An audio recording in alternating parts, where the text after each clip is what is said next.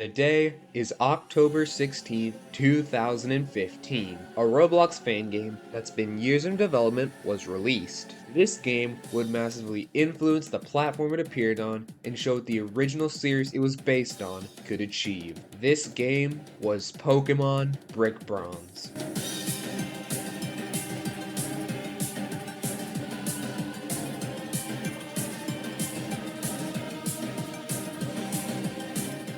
Hey everyone, Midits here. I've been in a nostalgic mood, so I want to talk about my first ever Pokemon game, 2015 to 2018's Pokemon Brick Bronze. This RPG was created by the development team Brick Bronze Version Group, and it, of course, was based on the Pocket Monsters franchise. The story of this game is that you are starting Pokemon trainer in the original region of Roria. Near the start of your journey, you find out that both of your parents, who are archaeologists, were kidnapped by the evil team of this game, Team Eclipse. And let me just say it here, I find Team Eclipse to be a great antagonizing force. This group clearly takes inspiration from Team Plasma and Team Flare. You have both the fact that they're a serious threat of a group that has a plan to destroy the world, and the fact that their motivation is that they believe Pokemon are being treated poorly by humans. While this game doesn't do anything new in that regard with their evil team, they do something especially unique with their leader, who turns out to be your professor, Professor Cypress. Very rarely are the professors in Pokemon games super important in the main plot, so it is so cool seeing the professor be the main villain in the game. You now are traveling through the region, battling all the gym leaders to head to the Royal League while trying to find your parents and stopping Team Eclipse's plans when you run into them. During the game, you have two main rivals called Jake and Tess. I find these characters neat because they're written less like rivals and more like companions, such as in the Pokemon anime. Jake is your childhood friend who travels with you from the start of your journey, while Tess is an inexperienced trainer you meet near the time of the third gym who gets to leave her hometown with the two of you. It's immediately revealed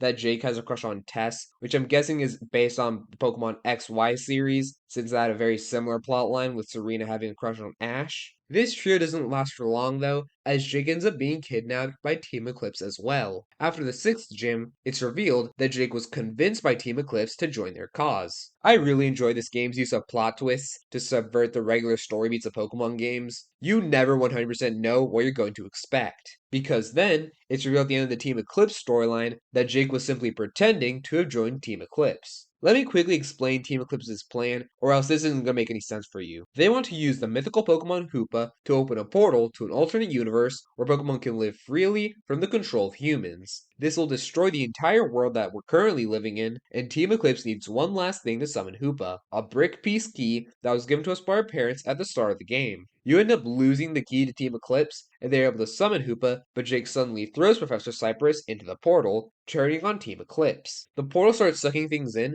and Jake jumps to push Tess out of the way when a crate is about to hit her. This causes Jake to be launched to the portal, and this is the last we see of him in the whole game. This is a super bold move to just write out the first character you meet in the game, and there is some more I want to talk about regarding this, but we'll delve more into it later. This game has no original Pokemon, instead allowing you to find and use every Pokemon from the first 7 generations. So in this game, you're going to have a way more diverse and unique team than any Pokemon game ever created by Game Freak. My main team in this game was Greninja, Talonflame, Lucario, Muk, Snorlax, and Alolan Ninetales. You can get this team in a single modern Pokemon game, but only if you have the Scarlet and Violet DLC, which came out in 2023. So for like a solid 5 years, you couldn't get this team on a Nintendo Switch without trading from a previous console. And I especially find it mind-boggling how long it took for Greninja, one of the most popular modern Pokemon of all time, to appear in a Nintendo Switch Pokemon game as a usable Pokemon. And even after all these years, there's still a few Pokemon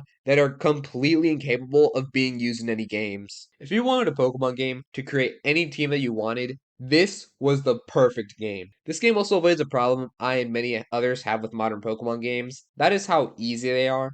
And that is nothing having to do with getting older and better. I played the more modern games way before the earlier games in the series. Pokemon level up so incredibly fast, and the AI keeps getting so much dumber that feels like you're just button mashing to get things over with. This game has difficulty way more in line with the 2D era Pokemon games, While it's still a kid's game and insanely challenging, you can't just completely zone out while playing, and you have to occasionally come up with proper strategies for fights. I feel that the rate at which you become stronger matches really well with the rate of the NPC trainer's strength. Unless you start ignoring tons of fights or grind a ton, you never feel insanely over or under leveled. I really enjoy the pacing of the story also, as it feels that something important happens after every single gym. So, no matter how far you get through in the game in one playthrough, you always feel that you accomplished something. One thing the story does that also feels different to many Pokemon games is how important your character specifically is in the story. And I think it's something that really only Pokemon Legends Arceus also does. Instead of things just happening with you stopping them, there are events that directly affect you, and you not only prevent them, but throughout the story, you are actively trying to stop Team Eclipse. Despite the main character having no personality traits, they are changed from a reactive character to an active one. Besides the main story, there are two other locations you can visit in this game, that being the Battle Coliseum and the Trade Resort. These two things are very similar to what can be done in regular Pokemon games, but they are way simpler to do since you just have to teleport to those areas and you can fire trade with anybody in your server. Speaking of which, since this is a Roblox game, other people will be in the overworld. This is a feature that only the most recent Pokemon games implemented, and since this is Roblox,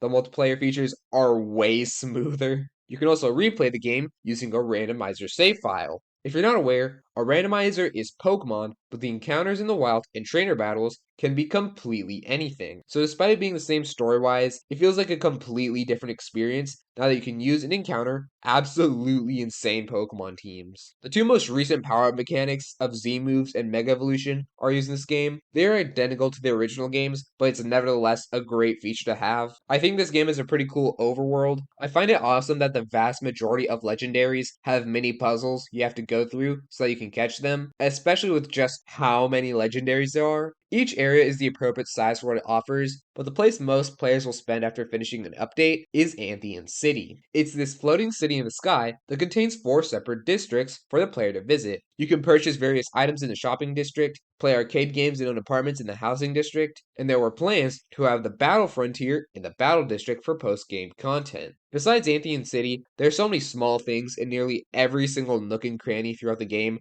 that you could just feel the amount of time and effort put into this game. Now, you might notice something from the way that I've been talking, and that's been the repeated use of the word was. That is because on April 18th, 2018, Pokemon Brick Bronze was removed from Roblox due to copyright infringement. Now, I love this game, but there's absolutely no way to defend it. This game was making a ton of money off of the Pokemon IP, so while it was tragic to see this great game go, it makes sense, and it was honestly just something inevitable. The game was deleted a few months after the 8th gym update, while plans for the Royal League and the end of the game were being made. While it is sad that the game got cut short so close to the finish line, the development team was insanely lucky that they got as far as they did. This is because they had the perfect setup for a continuation. As I mentioned before, Jake was launched into the portal at the end of the Team Eclipse storyline, so it was now a big looming mystery as to what happened to him, and if we would ever see him return home. We would get the answer to one of those questions near the end of 2018.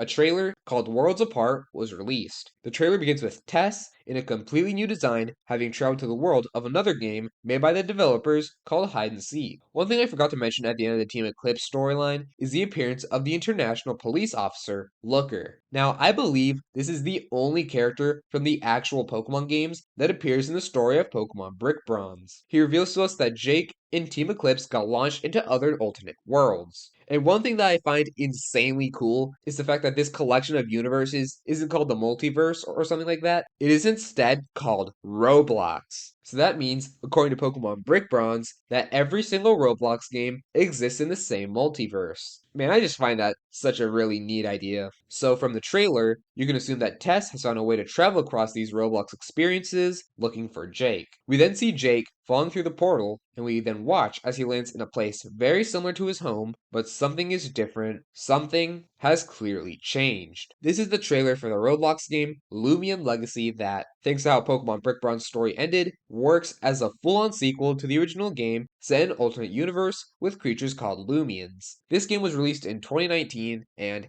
as of 2024, seems to be roughly halfway through its main story, but it does seem that they are not going to stop after this one game. This is because the game's full title is Lumion Legacy Veil of Shadows, so it seems that the developers plan for Lumion Legacy to be a whole series with multiple games to its name. So while Pokemon Brick Bronze, this revolutionary, groundbreaking game may be gone, its legacy will never dissipate. Thank you all so much for watching this video. I hope that you all enjoyed, and I'll see you all in the next one. Take care.